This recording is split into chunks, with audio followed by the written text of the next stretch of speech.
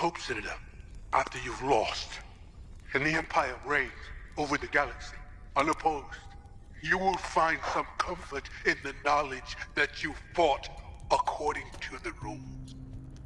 What are you afraid of, Senator? The truth? Star Wars at its core has a largely black and white idea of good and evil.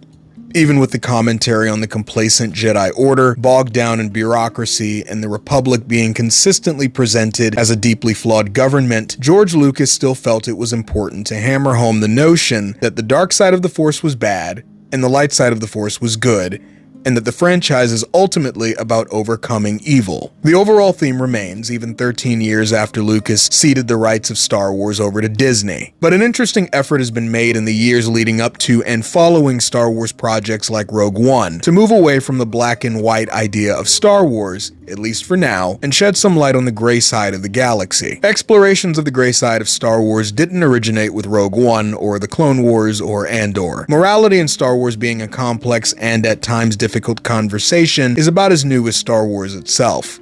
The rebellion against the Empire engulfed an entire galaxy, after all. There was bound to be at least one instance of a soldier fighting for freedom, asking themselves, do the ends justify the means? Legends books and projects like the Old Republic MMO story touch on it plenty, as does Knights of the Old Republic 1 and 2. There's an entire discourse surrounding the idea of a gray Jedi that has been subject of debate for at least 15 years, and probably more than that. These discussions have been happening for decades, long before 2012. But I don't think there is another character, book, movie, game, or TV show that did more to force us to reevaluate our idea of what good resistance is, reevaluate our ideas of what a good rebel is, than the focus of this video. I don't believe there has ever been a better representative of the morally dubious, controversial, polarizing side of Star Wars than Saw Gerrera.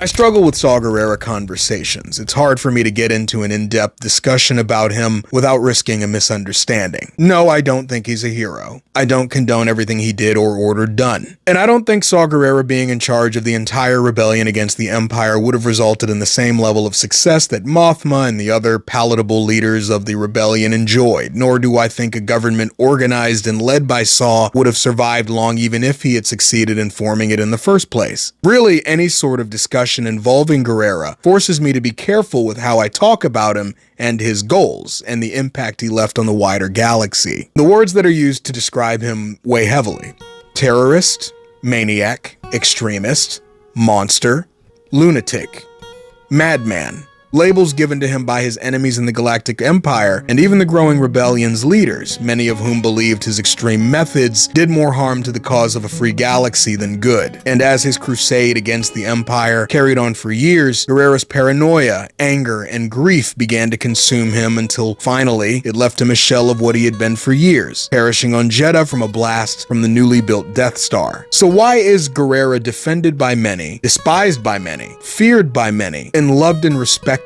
by many? What makes someone like Saw Gerrera such a controversial and divisive figure? And are our own feelings about him perhaps a look into our own beliefs and ideas of what it really means to have clarity of purpose? Let's work to uncover the different aspects of Saw Gerrera's character, his motives, his ideology, his controversies, and his place in Star Wars lore, and whether he deserves to be regarded as an early and necessary leader of the rebellion, or an angry madman whose guilt engulfed him as he slipped further and further into paranoia, extremism, and ultimately his end. I'd like to make clear before we dive in that while I plan on bringing up notable historical figures and events and making a few parallels here and there to paint a better picture of the fictional character of Saw, this is not going to be a massive deep dive into leftist thought, Marxism, and a comprehensive analysis of geopolitics in our own world. So if you came here looking for that, I need to stress that I'm still learning about beliefs and ideologies of our own world, and I am not an expert. So just as a bit of a heads up, the thesis is my attempt to share my thoughts on a character that I'm fascinated with as comprehensively as I can. But please don't consider what I have to say the substitute for learning about these historical topics yourself or listening to what reputable historians who've spent their lives studying these topics have to say. today. Thanks again for tuning in. Now let's start with Gerrera's behind-the-scenes origin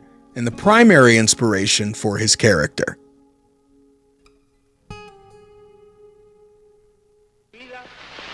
Nos recuerda también en la historia trágica de ese mártir de la revolución del mundo, que no se puede confiar en el imperialismo, pero ni tantito así, nada.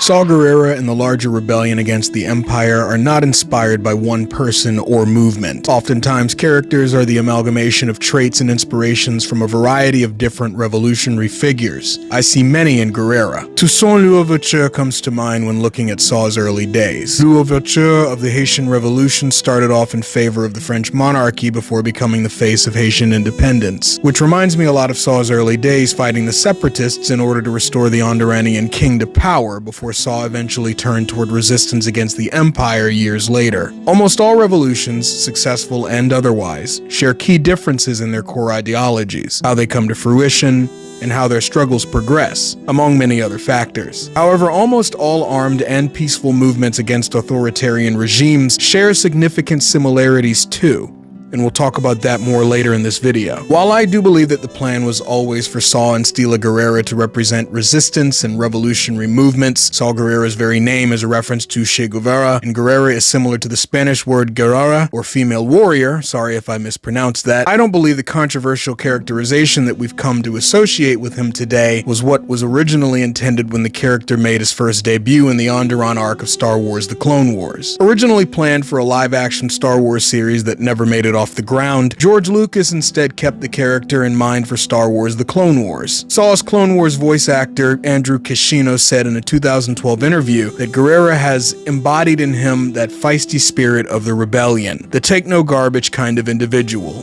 He's stoic and strong and brash. So Saw had always been conceptualized as a strong, brave, at times arrogant resistance fighter from his earliest days on screen. But I think how we perceive him today, with discussions of extremism and terrorism hammering home the brutality of his crusade against the Empire, didn't become a major aspect of his character or the discourse surrounding him and his methods until his live-action debut in the 2016 film Rogue One and the media appearances that followed. Thanks to Rogue One's director Gareth Edwards and co-producer Kerry Hart, Saw Gerrera was reintroduced to the Star Wars audience and in a significantly darker light. I'm not sure if the story group and Gareth Edwards had it in their mind to make Gerrera more or less like Che Guevara or any other major revolutionary figure or resistance movement. Maybe they needed a character and just picked a random pre-existing one that the diehard fans could recognize in an attempt to further bridge the two eras of the Clone Wars and the rebellion together. But I think the decision to make Gerrera a radical sect of the early rebellion was a move that paid off. Even at face value, Che and Saw share some pretty strong similarities. Both were known for relentless action, righteously standing their ground for their beliefs. Saw was vehemently opposed to the Empire's imperialism and believed that the only way to defeat it was to do so violently, the same way Guevara was firmly opposed to imperialism and made a similar conclusion on how to defeat it. And of course, Che and Saw in their respective universes are among the most controversial and polarized political figures ever. Saw was infamous for not considering civilian casualties as long as the overall objective of hurting the Empire was achieved. Che was labeled a murderer by his critics for his role as head of the Cuban prison at La Cabana, where he oversaw political prisoners and signed off on several dozen executions, earning him the nickname the Butcher of La Cabana. Che and Saw engaged in their respective struggles until their final days. When Che was finally captured and executed in 1967 by the Bolivian military,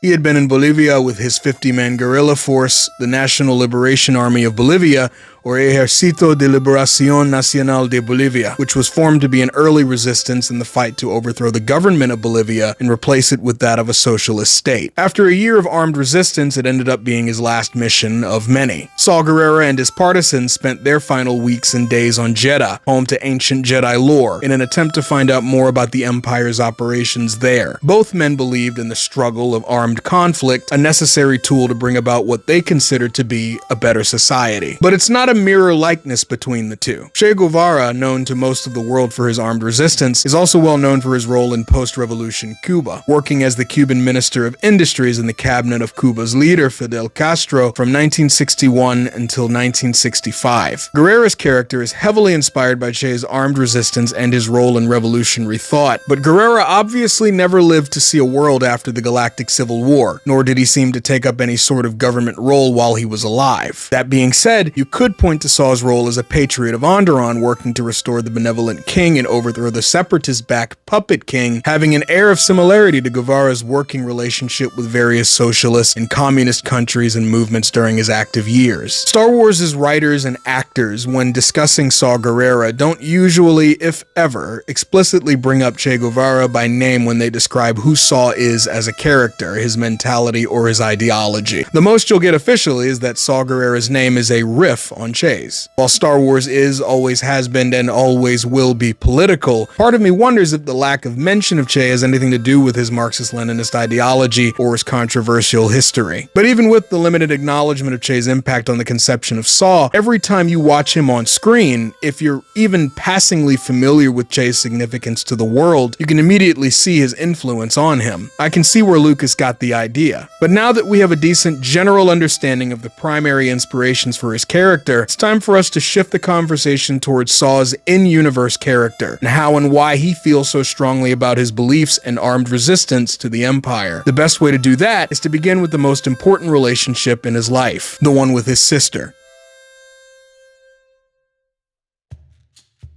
Is that your sister? Steela. This is all I have left of her. Saw Gerrera was first introduced to Star Wars fans in the hit TV show Star Wars: The Clone Wars, a major supporting character during the Onderon arc, along with his brave and inarguably more leadership-ready sister, Steela, whose impact on Saw deserves an entire segment. Steela and Saw found themselves fighting for their homeworld of Onderon at the height of the Clone Wars, working as guerrilla fighters against the separatist-backed king and his army. While the siblings shared a deep passion for the independence of their homeworld, their methods and styles differed, at times greatly. The Gerrera siblings both demonstrated effective leadership abilities, but Steela's ability to unify everyone and inspire led to her being elected leader of their resistance, initially upsetting the proud Saw. Despite their tension, the siblings worked well together, and Saw eventually grew to accept and even respect the leadership position his sister held. With the help of Jedi Anakin Skywalker, Obi-Wan Kenobi, and Ahsoka Tano, Saw and Steela's resistance was trained into an effective force capable of destabilizing and eventually toppling the regime and restoring the former king to power. The price of that victory ended up being the life of Steela. The death of Saw's sister at the end of their fight against the Separatists devastated Saw, who had fought alongside her, risking his life with her to free their home. The guilt that engulfed Gerrera would never truly leave him, but it also ignited something within. Gerrera dedicated the rest of his life to fighting against the establishment, whether that came in the form of Onderon's puppet king backed by the Separatists, or the Galactic Empire years later. And critics and defenders of Saw alike agree that Steela's demise marked the beginning of Saw's first shift toward a darker method of resistance. The memory of Steela Gerrera, for better and for worse, serves as the primary drive for Saw Gerrera. Deep inside, everything Saw does, in his mind, is to honor and preserve the memory and legacy of his sister. Every stormtrooper he fights, every ship he destroys, every illegal weapons deal that successfully conducted is for his sister. But it's more than honoring her memory. It also feels like Saw's dedication to the cause is a form of penance for himself, too. He never fully heals from Steela's death, and so he feels in those decades that he must carry on the fight that he and his sister fought on Onderon. The never-ending fight to preserve freedom from tyranny wherever it may be in the galaxy. It's not just something he believes in, it's a goal that Steela held in her too. And it could also be seen as Saw's death wish. The over-the-top missions he leads in the early days of the Empire, constant harassing of Imperials who overwhelm his forces at all times, risking capture and certain death every time he embarks on a new mission. Maybe the fight is what kept Saw going. But one has to wonder if a fiery end is what he'd been looking for all along. I think it's all of the above. I think a lot of it is guilt he harbors for his indirect and unintentional part in Steela's death. I think it's his way of honoring his sister's legacy and memory in his own way. It's a form of penance or a crusade, embarking on a never-ending quest to rid the galaxy of tyranny. It's all of it, plus a genuine belief in what he's doing, only made stronger by losing Steela, who was his balance. Dave Filoni even acknowledges her role as a sort of foil to Ahsoka Tano, the Padawan of Anakin Skywalker, whose presence in his life greatly affected his own feelings and ultimately the future of the galaxy. Both Saw and Steela had a fiery passion for freedom, a shared love of fighting tyrannical governments, but where Saw was all action, Steela knew how to connect and inspire on a level that Saw, for all of his leadership qualities, was never quite able to match. And as we continue to peel back Saw's legacy and see how he falls into the role of a permanent enemy of the Empire, making one controversial decision after another in the name of freedom, the significance of Steela's death is indisputable.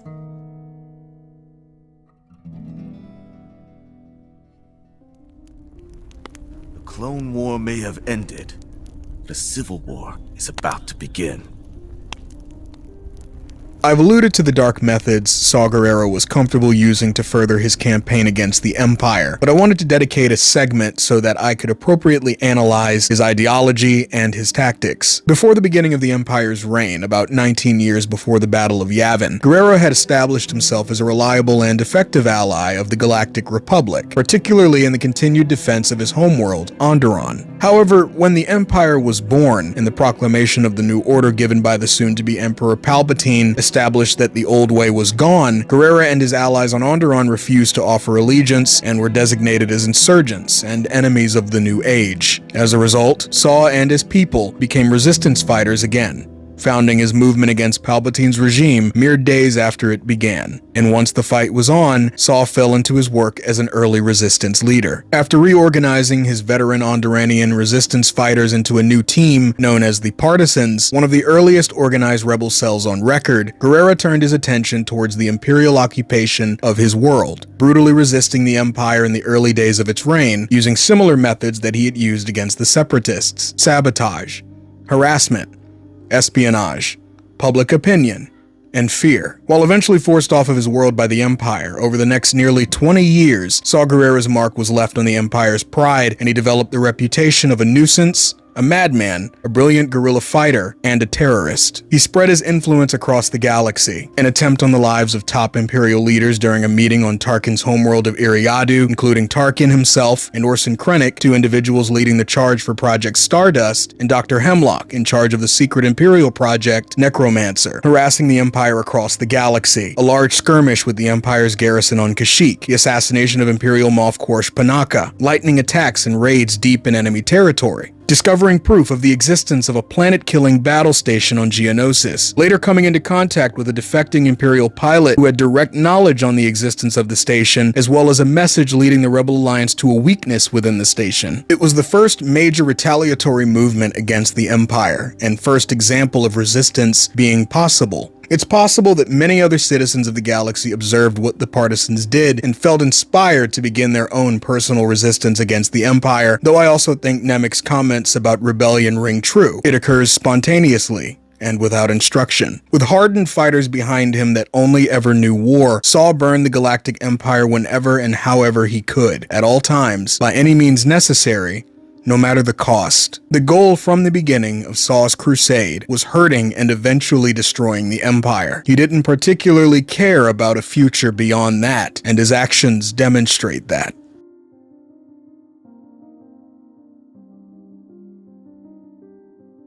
War is hell.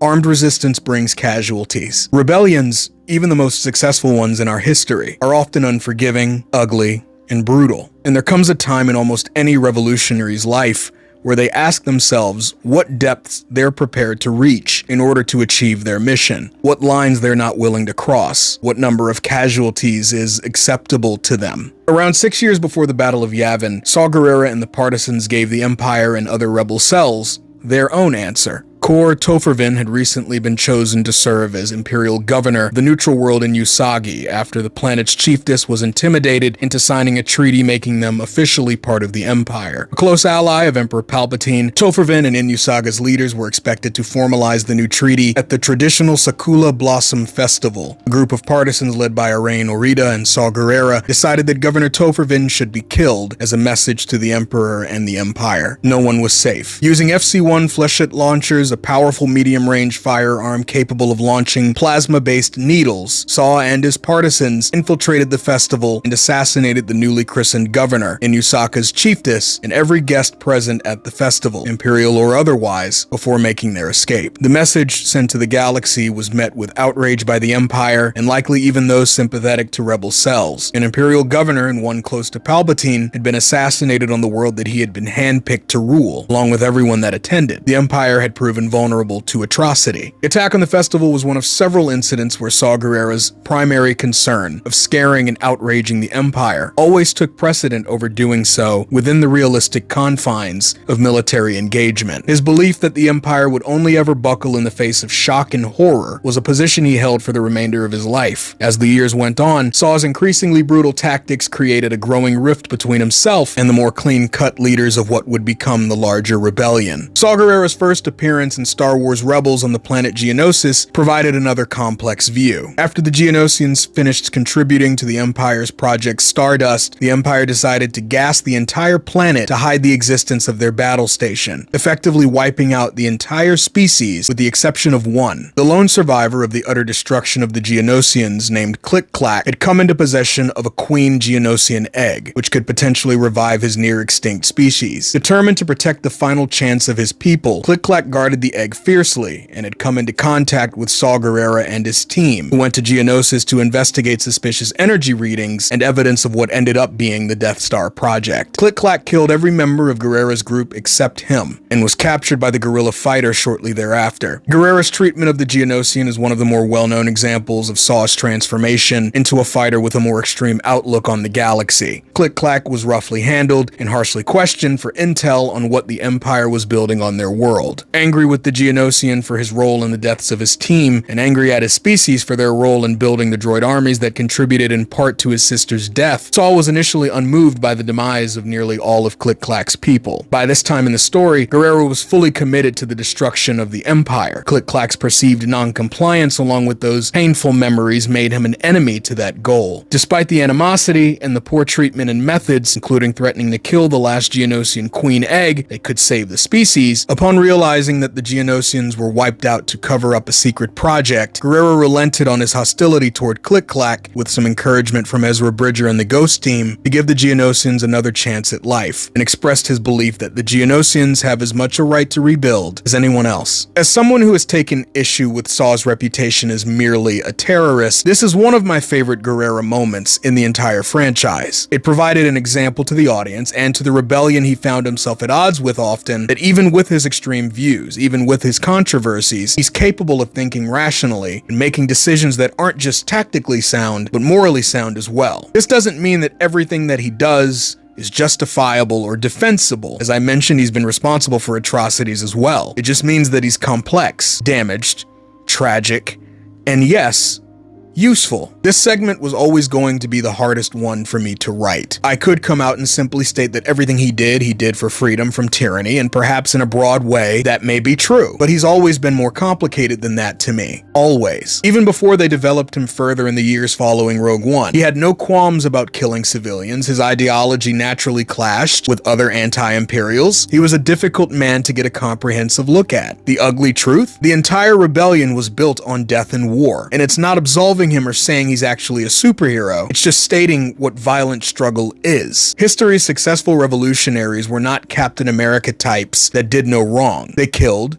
Those under them committed crimes. Wartime controversies were fairly constant. Their actions generate debate over what the right thing to do is. Saw Gerrera is a product of grief, anger, and war. The fight is his sanctuary, and his primary goal is hurting the Empire. He leaves picking up the pieces for those who follow him. I'm not going to sit here and tell you that everything he did here was for an ideological greater good. A lot of what motivated Saw in his fight were his own personal losses and experiences. But if we look at all the successful anti-authoritarian movements throughout history, how many of them weren't? Revolution involving armed struggle tends to become the most feasible when a large part of the country, or in this case the galaxy, become pushed to that limit of having no alternative to handle their problems. The French Revolution had risen after decades of issues, for example. Violent conflict will almost always be considered a last resort by the masses that end up contributing to it. Using that thinking, Saw Gerrera took up arms far earlier than pretty much anyone else. He and other rebels like Luthen Rael had seen how covertly the Empire had taken charge in an attempt to stop any armed resistance before it could even begin.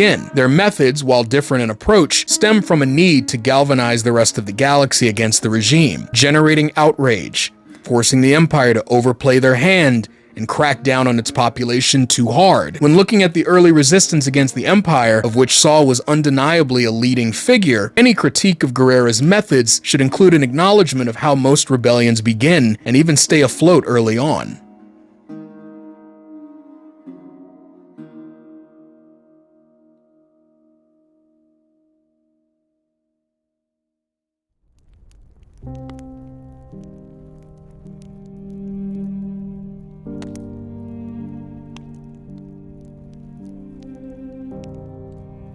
According to historian and political scientist Jack Goldstone, every revolution has these things: efforts to change the political regime that draw on a competing vision or visions of a just order, a notable degree of informal or formal mass mobilization, and efforts to force change through non-institutionalized actions such as mass demonstrations, protests, strikes, or violence. The stories of Rogue One, Andor, and ultimately the entire rebellion against the Empire have always been about different groups and peoples, using different methods to reach their goals. Some used political pressure from places of power and influence, some used mass mobilization, some used protests and strikes, others obviously used violence, and many of them used all of the above at different stages. Saw was always only one facet of a galaxy-wide resistance against the Empire. Even the early days, when he was one of the only prominent active cells, resistance and critics of the Empire were in every facet of galactic civilization.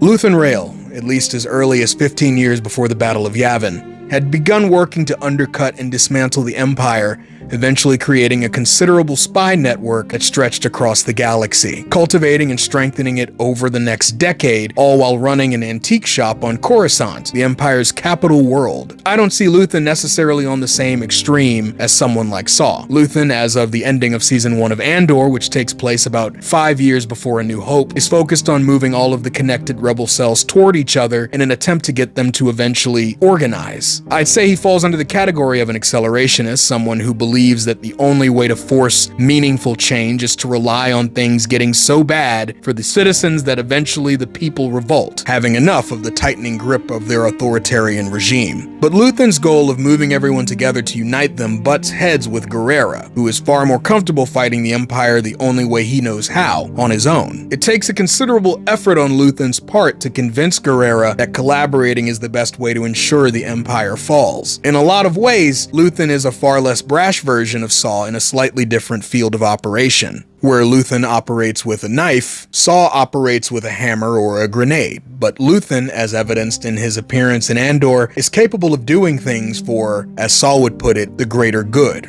or war. Imperial Senator Bail Organa had worked behind the scenes to assist several growing rebel cells in defiance of the Empire, whether that came in the form of financial aid, providing covert political power, or intelligence. Like Gerrera, in his own way, Bail had been working against the Empire from the earliest days. Unlike Gerrera, Bail had a line that he refused to cross, and while he and the partisans had mutually beneficial dealings for years in an attempt to cultivate wider resistance, Saw's tactics eventually became too much for the senator, and the more reserved opposition proposition to the Empire to stomach. Organa's own adopted daughter, Princess Leia, was nearly killed along with Naboo's queen when Moff Panaka's palace was bombed by Gerrera's partisans, making Bail's frustrations with the organization take a personal turn. But Panaka's assassination also created a political dilemma as well. Organa and the political allies of the rebellion had considered Panaka one of the only malleable imperial leaders that held such a high rank in government, and had he still been alive, perhaps a potential future ally in their cause. Senator Mon Mothma, another early critic of the Empire's atrocities and a sympathizer to rebel cells, covertly providing financial and political assistance to rebel movements, was another strong critic of Gerrera as he became more infamous for his tactics. Saw and Mon Mothma, despite their animosity, share many of the same core values and beliefs. Some, like Andor's showrunner Tony Gilroy, have Mon Mothma pegged as a Nancy Pelosi-type figure. And while I absolutely love what Gilroy and his team have done with Andor, and I could make an entire video about why, perhaps I will, I don't think Mothma and Pelosi have much in common at all. Mothma has far more in common with someone like Saw Gerrera than she has with almost any real-world political figures, with the exception of a few. The very fact that Mothma risks her comfortable living, career, daughter, and life assisting a growing rebellion to depose her own tyrannical government already proves that she holds more nerve than any American politician I've seen in the last several decades. And I think Saw Gerrera and Mothma know that they have more in common than they don't. They want a free galaxy. They even understand that fighting is the best way to achieve that. It's the way they fight that differs.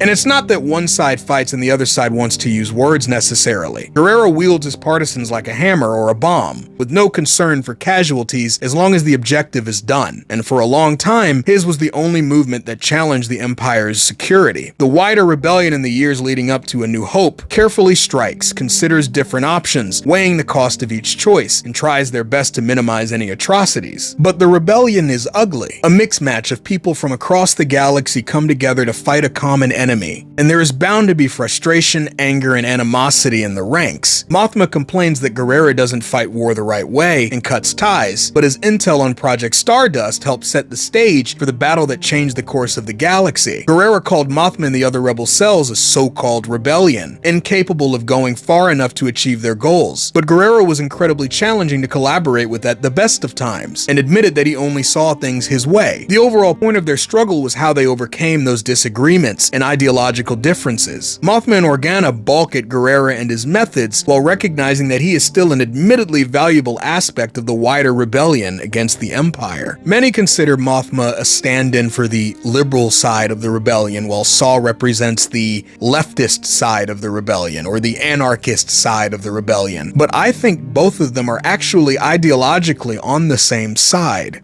Organa and Mothma represent a collaborative effort to unite the galaxy, an effort that is far more in line with what Stila Gerrera would support. And as the rebellion continues to grow into a force strong enough to finally challenge the Empire, many within the rebellion who come from different backgrounds and hold different ideas on how to fight, where to fight, when to fight, find their own voices, and Saw's voice is no longer one of the only ones speaking out. The rebellion has grown enough by this point that they can achieve their goals without the need for Gerrera's voice leading the charge. And at a certain point, after years of fighting, I don't believe Saw had much of a problem with that. Saw's short debate with Mothma in Star Wars Rebels is often used as a dunk that calls Mothma's ideology weak-willed. But if anything, I think it's Saw trying to force the rebellion into action. The moment Mothma raises her voice to condemn Saw's extremist ideology and defend the need for maintaining the rebellion's moral center, Saw praises her. He's still comfortably secure in his own beliefs, but he tells her that this fire she holds within her is what her faction, their faction, needs the most. Even with Saw's paranoia, which to be fair isn't necessarily unwarranted considering his occupation, his growing unhinged behavior, I don't think Saw ever imagines himself as the leader of the entire movement. I think he takes pride in what he's done, the stand he's taken, but I think the final years, months, and weeks of his life are spent hoping that the rebellion he helped keep afloat in the early years, the one whose leaders he often clashed with, would find a way to finish the job. In Andor, he tells Luthen that he believes he's the only one with clarity of purpose. And for the longest time, I used to think that he meant that he should be the one running things, making the decisions on who to kill, how to unify the rebellion, and what was too far, if there was a line. But the more I think about Saw Gerrera and his relationship with the wider rebellion, the more I believe that it's a relationship of pushing. Not necessarily pushing the rebellion to disregard civilian casualties or permanently testing the moral boundaries of war while fighting the Empire. He already does those things, and I think he feels like he's the only one able to. His actions and methods push the rebellion to become the best version of itself, both in spite of him and thanks to him. It's why I don't consider Gerrera to be a hero, nor do I believe he'd call himself one. I think he's always envisioned himself as a nasty, effective tool to be used. From his days as an Onderon freedom fighter, all he's known was war. After losing Stila and later his homeworld, Gerrera had decided that opposing the Empire with anything less than a rocket launcher in a crowded room wasn't acceptable, and he was smart enough to understand that while the rebellion itself couldn't operate with that mentality any longer, the role he and those who thought like him played in the years before Yavin helped organize the rebellion into something more palatable and stable. In Saw's eyes, terror and fear were the most effective options to battle the Empire until the time that they finally weren't. And like Luthen Rael witnessed the violent uprising on Ferrix and seemed to realize that he achieved his goal of outraging the public enough to trigger a response to the Empire, maybe Saw had a similar moment a few years later.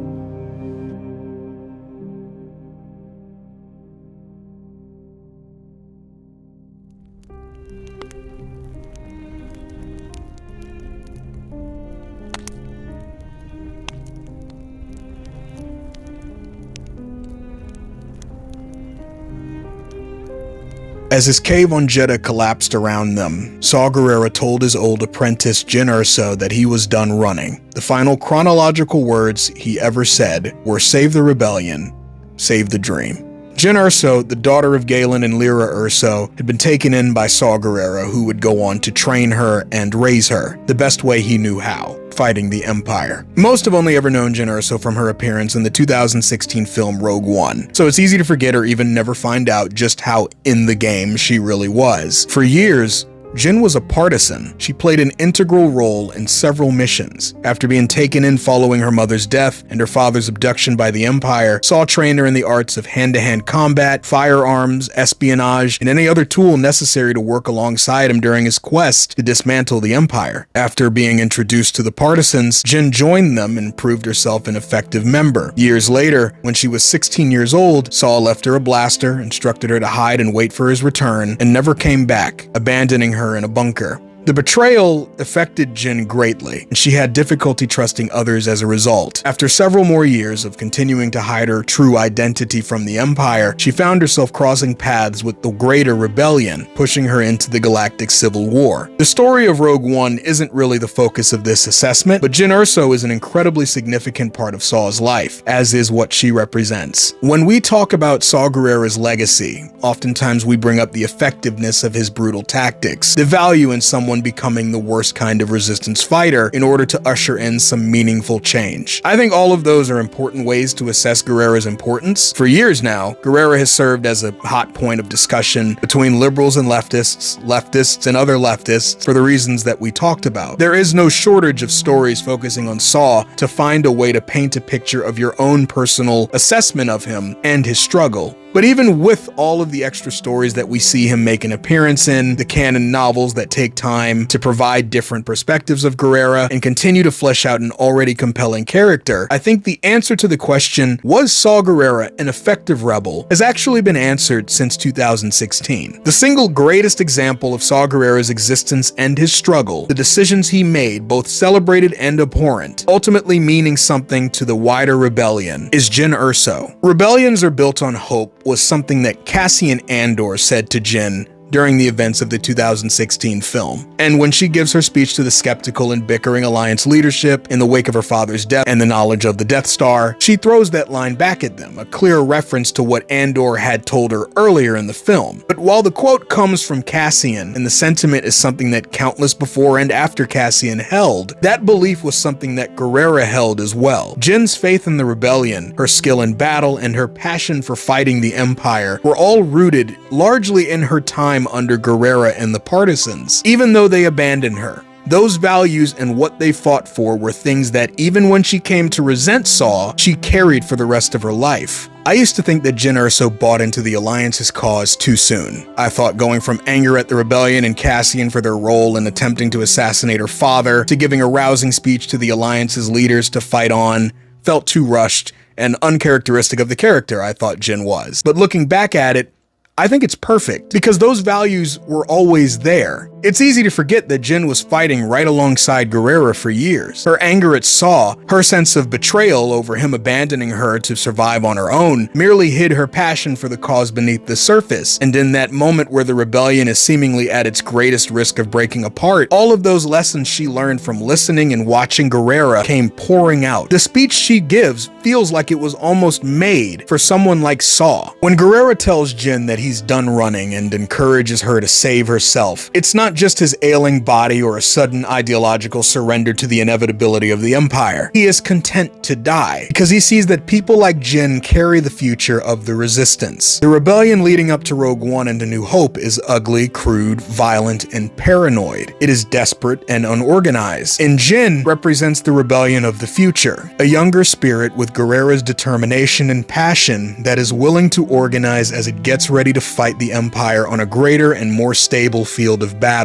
with the goals and stakes clearer than they ever have been before. As Saw braces for the impact on Jedha, he faces his death with a steeled face because his legacy lives on in Jyn Erso, and by extension, the rebellion. Gerrera constantly regards himself as the only one who understands what it takes to destroy the authoritarian regime of Emperor Palpatine, a guerrilla fighter who believes that the only way to defeat the Empire is by striking fast, hard, and everywhere. In the early days of the Empire, when an organized rebellion was still years away, Gerrera was the most prominent rebel in the entire galaxy. He was the only one who could be credited with planning an active and dedicated armed resistance to the Empire. I think the loss of his sister played as much of a role in the man he would go on to become as any sense of anarchism or anti-authoritarian principle. After decades of fighting, the paranoia engulfed him until he finally decided he was done. Perhaps Gerrera's critics both in-universe and within the fandom have it right, that the fight itself is what Gerrera relishes more than what the fight is for. On the other hand, I suppose one man's terrorist is another man's freedom fighter. One man's extremist is another's resistance fighter. Maybe we should look into the use of these labels by the adversaries they fought. The Empire called the entire Rebel Alliance a terrorist group until the moment that they didn't. Maybe Gerrera's legacy depends on the point of view, just like every other question about Star Wars is. I'm always careful not to call Gerrera a hero in the same vein as someone like Luke Skywalker or Leia Organa. It's in part because of his controversial methods of fighting the Empire and what he considers appropriate costs of a fight, but it's also because I don't think that's what Gerrera looks at himself as. I think he holds his beliefs in high regard. I think he believes in his own leadership abilities and his own ideology, but I don't think he sees himself as a traditional hero. I look at him as one of the first sparks in what would eventually become the full-blown fire that is the Alliance to restore the Republic. And even that assessment of him, which I consider one of the more balanced, is often met with pushback, which doesn't surprise me, but it still frustrates me sometimes. Because Star Wars, and more specifically projects within the franchise like Andor and Rogue One, hammer home an evergreen truth. Decisions about what rebellion looked like, good and bad alike. But Jyn Erso, along with Cassian Andor and the rest of the Rogue One team, represents Gerrera's legacy in the rebellion, fighting an overwhelming force and burning their lives for a sunrise that they know they'll never see. For others, Saw's story is Jyn's story. Saw's story is the story of the rebellion, and Saw's story is, in many ways,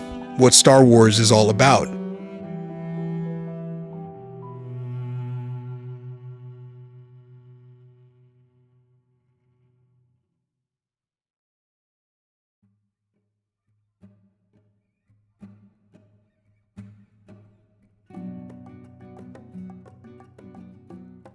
Hey everyone, I hope you all enjoyed this video. I made sure to take my time with this, and even after finishing it all, I still felt like I could have said even more, which I think is a testament to the character and the discourse and the conversation he generates. Every time I sat down to write my thoughts on Saw, I couldn't stop writing because of his real-world connections and parallels. He's such a rich and comprehensive study. I'd like to reiterate that I'm not a scholar, and while I discussed historical parallels and used them to assess Gerrera, please don't take everything I say as wholly fact and truth, and please show some love to the people who have dedicated dedicated their lives to studying people like Che Guevara, Cuba, revolutionary thought, etc. I'm just a simple man trying to make a Star Wars video essay. I also wanted to say this. Star Wars has always been political. Its very existence is thanks to the political turmoil in our own world. Even if Star Wars wasn't inherently political, there would be politics influencing and inspiring such a wide-reaching franchise. I say this because we're living in, putting it mildly, interesting times. We should always appreciate the role that history plays, educating us on the world's past. I have said this in another video before, but history and Star Wars both do an excellent job of using the past to warn us about the future, and I take every opportunity to remind you all of that. I hope you guys enjoyed the video, and if you did,